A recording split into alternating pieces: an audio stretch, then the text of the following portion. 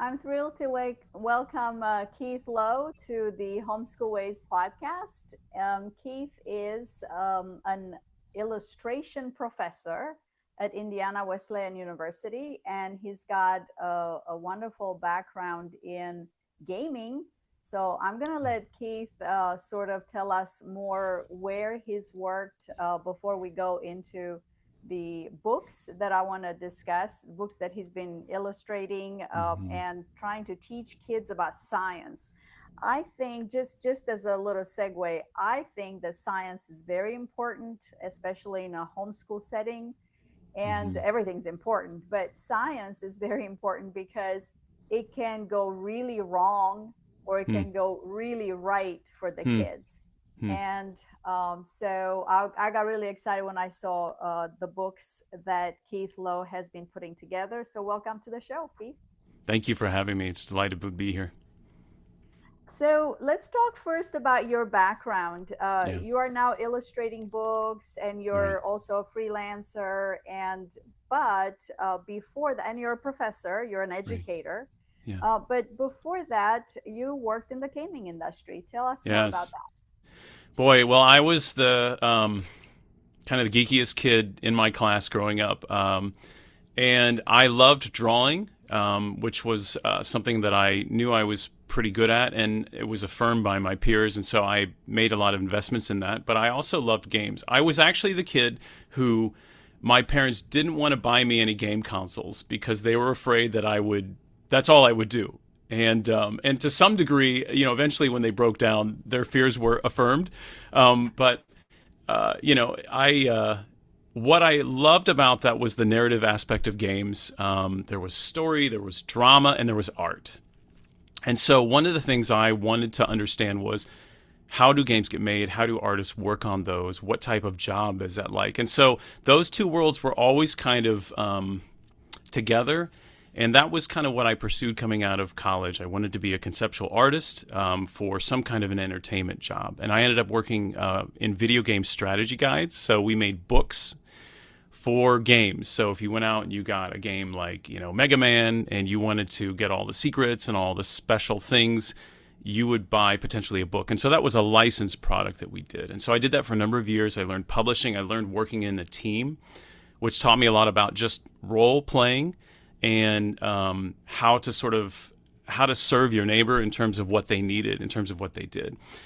And eventually, though, there were nerdier places of the echelon to go. I mean, you can dig wells deeper, and so Gen Con. I live in Indianapolis, Indiana, and so Gen Con is a board game convention there. Eventually, we started a board game company. We used a Kickstarter to raise funds for that, and I eventually left there, pursued that for a season. It's a great time working with dear friends. But eventually the door closed on that, and I began to pursue education. And so there's a large story behind all that, but I really was led to each season in a way that helped me prepare for the next. So there was definitely a supernatural element to that the Lord was leading me from one season to the next in my life, and so I see a lot of His hand in that. But that's kind of how I've arrived at this place now where I teach, but the practitioner is still alive that I want to make. I want to be a maker as well. Yeah, and I hear so many buzzwords in what you Hmm. just said, and so much encouragement. Mm. As mothers, we see the kids Yes. that God has given us, and then we Hmm. wonder, Yeah. oh, is he too geeky? Is he too weird? Is he Yeah. Yeah. too focused on? Is he too playful? Will Right. he ever sit down and actually accomplish something? Yeah. Yeah. So there's hope, there's a path, Yes. and like you Absolutely. said, if you have like this Yeah. is a season of this, and it Mm. prepares me for the next Yes. season. That's right. Absolutely. Very good. So let's talk about the Fuel Factory. So this is Okay. the book that comes with a workbook, It and does. it's about the digestive system. Right. And I loved it. My daughter, who's a teenager and an Hmm. artist, she loved it, and she was Good. like, "This is not AI." I said, "No, it's not AI." She could It's see not. the illustrations, Yeah. and she was pointing out saturation Let's levels. go. Come on. Yeah, Yes. and she Good was for like, her. "Oh, he did this I don't even have the right words, but It's she was okay. using the right artsy words. She Yes. was noticing how some of the foreheads will have a Uh-huh. lighter color, which shows the light hitting them. Yes. Good for Okay, and her. then the Yeah. shading, Yep. she Yep. mentioned the shading. Yes. So anyway, tell Yeah. us first of all the inspiration behind the book.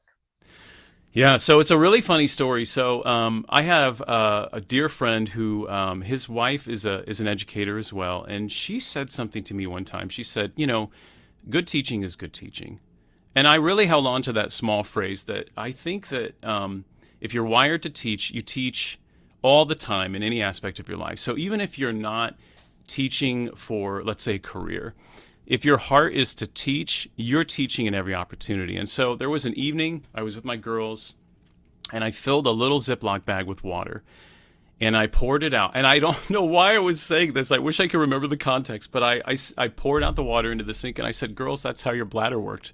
And they looked at me with this light bulb moment. They said, "Dad, do it again." And I remembered that story. And so eventually, as I was pursuing an MFA, a master's in fine art and illustration, I was preparing for that. One of the things we were going to have to do was to build the children's book. And I was finishing The Titans of Taste, which was another book that I was working on at the time. But we were going to do a children's book class in our program. And I was hemming and hawing. I was complaining to my wife. I'm like, I don't know what to do. It's the story going to be, and I needed something. And she said, why don't you do something connected to that moment? And of course, our spouses have such a great insight in, they see things in a way that's different. And so she spoke life into that. And I said, okay. And I started writing. And I chose digestion. It seemed like the language just flowed. And there were all these ideas that were coming up. And so that is kind of the spearhead behind where that idea came from. What I wanted to invite into that was imagination. And so my dad grew up as a mechanic. My father's story is really interesting. He and my mom ran a small business for most of their life. My dad was a mechanic and my mom did all the bookkeeping. And so together they ran a business. And so cars were always a part of our life. And so machines and industry was something that we grew up with. It was just normal. Like I draw, and for my kids, that's normal. They're like, oh, dad's just doing his drawing thing. So I wanted to find a way to incorporate those things into it as a way of teaching, where you try to find connections that are that create those relationships that unlock pathways of learning. Much the way the Ziploc bag showed mechanically how does the body work, and so that was kind of the driving force behind how that began. That's fascinating. So I wanted to tell our audience that you Yeah. and Matt Damon have something in common. You are Yes. both fathers of three daughters. I am. Yep. Amazing. And Yeah. we were talking before I push record, we were Yeah. talking about educational choices. So Mm. Mm-hmm. as Mm-hmm. an educator yourself and as a father, you Yeah. understand every child is unique and Yes. education needs to be tailored. And you were Mm. saying that your kids right now happen to be in a Montessori school, but before they've been homeschooled, they've Yeah. tried out the private schools, Mm-hmm. public schools. So Yeah. you understand, as somebody who's trying to put lessons out, Mm. they have to reach kids in different Mm-hmm. ways. Yes. So I love the way the Fuel Factory um, shows digestion in a very, first of all, the vocabulary. Okay. Right. Right. So research tells us that vocabulary is the greatest differentiator Hmm. for success, and the greatest it's like in third grade, if your vocabulary is good, you're not going to end up in jail. That's they actually build jails based on the reading levels of third graders. Every state does this. It's like a Hmm. thing, you know. Wow. And so vocabulary is huge. So I'm opening this book, Hmm. and it talks about villi and Yeah. Yeah. chyme, not just the Yeah. Yeah. esophagus, but Yeah. other things. And I'm like, this is great. You Oh, put this in good. front of a 7-year-old, you're like, you've Mm-hmm. got villi in your intestines. Yeah. Yeah. It's true. Yes. It's really Abs. good. Good. So let's talk a little bit about that. Uh huh. you're thinking, you're inspired by your daughters, you're Yes. showing them the Ziploc bag with water, and Right. all of a sudden you got to come up with illustrations Yeah. for. And I saw a lot of machines. Is that because Yes. of your childhood with the machines? I think it is. And I have always been fascinated by science fiction as well growing up. And I just think that influence is one of those things we don't always get to decide where influence comes from. We can certainly choose it. But when you're little, what your maybe family does for a living, the type of entertainment that you might consume. I mean, I grew up on what we call the Farmer Five, so we, no cable. It was just, and so I saw, Teenage Mutant Ninja Turtles on cartoons and things, and I saw Transformers. And so there's lots of kind of mechanical things. And I just think that also my dad being a mechanic, I never wanted to pursue that, even though I got to work with him for a number of years in college. But I just feel like somehow that seemed like a great way to connect sort of the story of how things worked. And there's so much overlap when you look at technology and machines. We're always looking at the body as this incredible machine that is it's the most complex. And there's infinite levels of complexity that we still just don't even have. We're just barely grasping the surface of how things work. For example, you talked about language. Our DNA is language. It's the most complex word, and every cell contains language that tells it what to do, how to work, how to replicate itself. And I mean, we have no idea. And so there is a wonder in that. And so when I teach figure drawing at our university, we focus on just how does the body work in our section of anatomy right now. There is this wonder. I have engineers in my class, and I'm just trying to get them to see, like, do you see the engineering in your body? Do you see the way the muscles leverage each other? And it's just every place you look, there is wonder. And I just felt like machines were a great way to capture some of that, maybe in a way that was different that a child had thought about. Do you see how your stomach is like, this blender? Do you see how your esophagus is almost like a mine shaft? And connecting jobs to that too, that are very different, I thought was a special thing too. And I think that's some of my father's influence there as well. So, yeah. Yeah, and it also feels it's seamlessly connected into a Mm, story. So you're mm-hmm. you're teaching science Right. concepts. I've never seen digestion Mm, taught this way. mm-hmm. It's a story, it's not a textbook, and yet they're Right. getting all the Yeah. science facts. Was this intentional from the start? Absolutely. Yes. Story is when we do illustration, and I'm teaching illustration, narrative or story is the undergirding that separates it from just drawing like a beautiful picture. Can you communicate a story, something that the audience will remember? And so, story is the way we are wired to learn. So if you think about in the Gospels the way that Jesus taught, and so just from a Christian worldview is where I come from. I am in awe of how those stories are powerful in modern context. The story of the Good Samaritan. There's Good Samaritan laws. You understand these stories, and they stay with their audience because they trigger memory. We see ourselves in story as well. Story can communicate emotion, so we feel grief, we feel sadness, we also feel humor. And when those emotions happen, emotions are attached to memory as well. Hopefully, we remember the great moments in our life, but not always, unfortunately. And so you want to create emotional moments. Now, the Fuel Factory is mostly full of humorous moments. There's, all the things that digestion does that is awe-inspiring and funny. And so what we used to tell our girls, as I said, you can make those noises, the farts and the burp sounds, just go in the bathroom. That's the place to do it. And once they're in that place, they're so alive to do those things. But just to come full circle, story was absolutely the underlying goal. I wanted to tell something that that solved a problem, and of course, that was one of the hardest parts of developing the book. Was what's the problem to solve? And through a series of kind of trial and error and frustration in any kind of creative endeavor, we came to the point that Julia, my daughter, she's sort of the primary protagonist. her body runs out of fuel, runs out of energy, and the solution is she needs to eat, and that's the way we would get to the story. The climax of that is she gets some fuel and she's refueled to go. So, Yes, yes. And we're about to get back into the show, but I would mm-hmm, like to remind my audience that if they feel a little disorganized and they need a little help, go to homeschoolways.com/organized. I have several resources over there, several PDFs that you can download for free, and also some guiding questions just to help you with calm and clarity mm, to sort of think through your own homeschool and what you need, because we all do it differently. And these questions are designed to help you think through your own situation. So it's mm, homeschoolways.com/organized.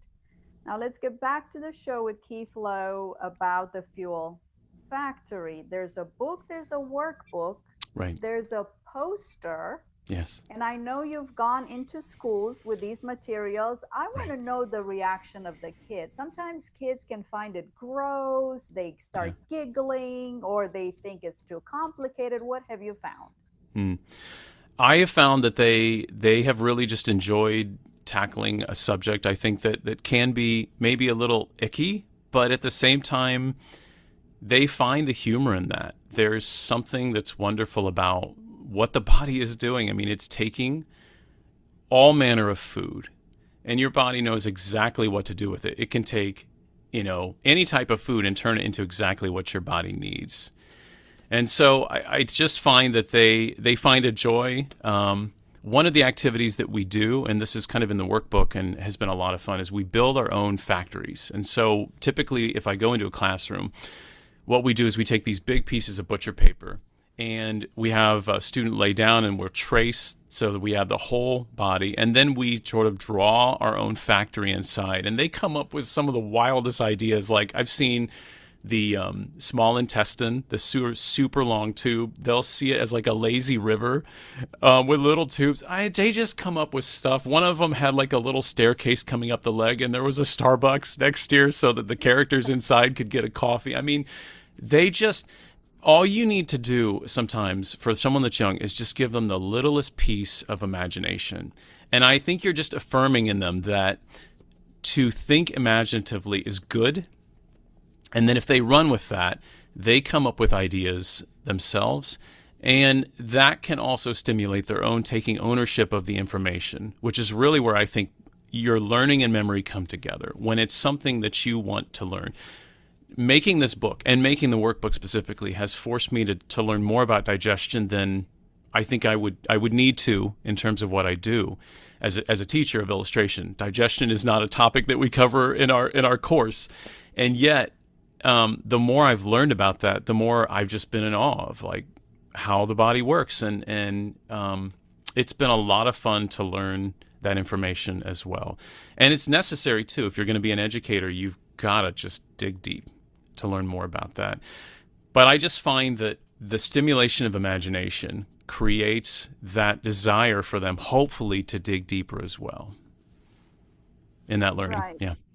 And I feel personally that in Mm-hmm. the Western world, especially in the US, we have such a health crisis, Mm. and people don't know how to cook and they don't know how to eat. Okay. And Mm-hmm. I think by having books like this in the Mm-hmm. hands of little kids, we're laying a foundation Mm. for their future lifestyle. Mm. If they know what food does to their body, it would actually inform their decisions. Mm. It's so much easier if you tell a kid, hey, blueberries are really good for you. They'll give you vitamin C and you won't Mm-hmm. get as sick through the winter. Just that one little piece of Mm. information might make them eat blueberries. If I've seen kids who were visiting their grandparents, and the Yeah. grandmother's like, here's some fruit over here in this bowl, and they just turned their heads away, like they didn't want anything to do Mm. with fruit. Mm. And I'm Mm-hmm. thinking, what was wrong with those kids? Like, what was said in their household that they looked down Mm. on fruit? And so I've always been big on, you got to teach the kids how to cook and how Mm, to eat, as in, what is digestion doing to their body and how does that yeah. work. So I think this is a very important book. Anything you want to say about that?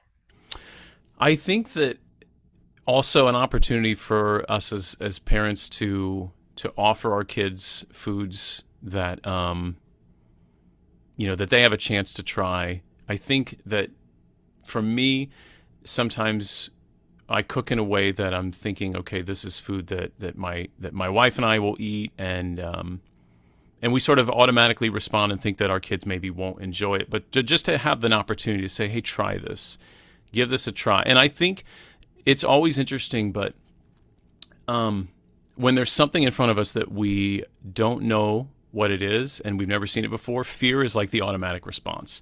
I don't know what this is. I don't want to try it. And, there's so much in life where fear is right there to meet us before we want to do something that's scary. And that, food is the context of that, but that could be anything. And so we will talk ourselves out of doing all manner of things when it might actually be a great thing for us. So I think just that encouragement and just giving an opportunity. Fruit is not a problem in our house. Julia, she is like a fruit maniac, and so our kids love that. And even just maybe doing it in a playful way. Okay, maybe I don't want to eat the fruit straight up, but what if we made like a smoothie? What if we blended it up and we made shakes and things like that? And you get to add in what you want, and you can toss in some protein. We love peanut butter shakes, or if you have an allergy, almond butter, something like that. That becomes an activity. And again, activity stimulates ownership. I'm making this shake. One of my youngest daughter, Sylvia, she loves to make what she calls lattes. They're not coffee at all, but she takes apples and she cuts them up and she puts like whipped cream and bananas, and she loves making them. And we have little china dishes that she puts them in, so that makes them fancy. And Right. and then she tops them with a little thing, and she says it's a latte. And we're like, we love your latte, sweetheart. She's 6 years old, and it's so fun. And she feels affirmed. She feels special doing that too. She's like, Yeah. I'm making food for you guys. Yeah. And that makes her feel powerful as well. So, yeah. Very good. So, as we land the plane, Hmm. would you please tell our Yes. audience where they can get your books or how Yeah. they can connect with you? Yes, absolutely. So if they have questions, they can send me an email through the form on my website. It's keithloweart.com, or they could send me a Gmail email, which is keithloweart@gmail.com. The books can be found on my website, again, keithloweart.com, or on Amazon. And if they do choose to engage, I just love to hear what their stories are. Do they find that their kids are delighted by that? I would love kids to have a sense of awe coming away from that experience.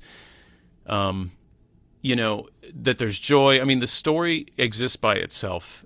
It can just be a read and you have a laugh and you enjoy it, and that's okay. It can become more through the workbook in terms of education, which is beautiful too. But ultimately, that there would just be an awe of how special their bodies are. There's a verse that I put next to the dedication of my parents, and my parents taught us the value of work. They really did. They worked super hard. They came up with very little, but they showed us the value of work. But that verse there too just says, "Thanks for making me so wonderfully complex." And there's just a question in that, if I'm this complex, man, how special is the one who made me so complex? Yeah. And Who there's just actually put something me in the together. yeah, yeah, that's right.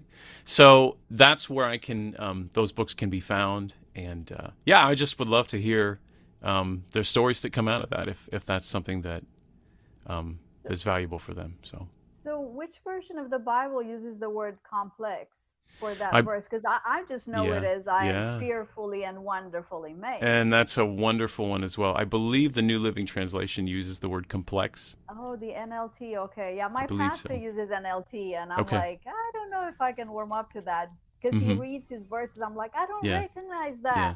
that. And I love that you mentioned the fearfully and wonderfully made as well.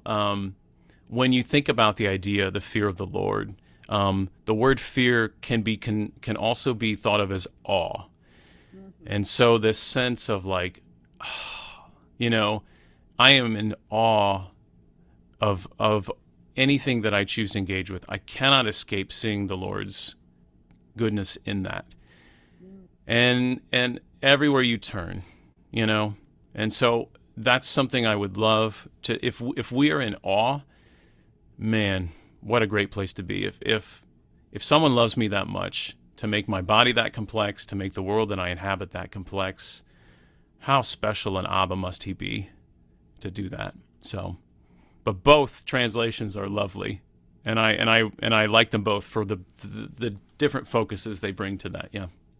Well, yeah, and I like to jump around from Mm-hmm. translation Mm-hmm. to translation, and Yes. between languages, because there's Yes. always a little nuance that you catch. Yeah. So yes, it's this is, ladies and gentlemen, this Uh-huh. is the way to teach Mm. digestion. You bring the kids in front of this book and you Mm-hmm. show them the illustrations and you remind them that that's their body and Mm. God created that, and be careful Yes. what you put in it and all this stuff. So that is really good. Keith Lowe, thank you very much for coming to the show. And It's been I a will put pleasure. links to your books Okay. in the show notes, and maybe we'll do this again soon. Sounds great. Thank you so much. It was a joy to talk to you today.